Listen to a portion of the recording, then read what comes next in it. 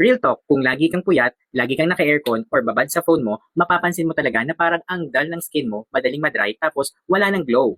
Ganun ako dati, ang inconsistent ko kasi ang hirap i-maintain ng routine hanggang sa nakita ko ang effervescent collagen plus vitamin C ng Young Basic. So, instead na capsule or powder na ang hassle, tunawin mo lang sa tubig at iinumin mo na. Ang dali, parang juice lang. Totoo. And what I like this, may collagen siya to support smoother looking skin. May vitamin C for the fresh and healthy glow. Low effort. Perfect ito sa tamad but gusto pa rin ng self-care. So refreshing ng lasa at hindi nakakaumay. Tara, tikman na natin.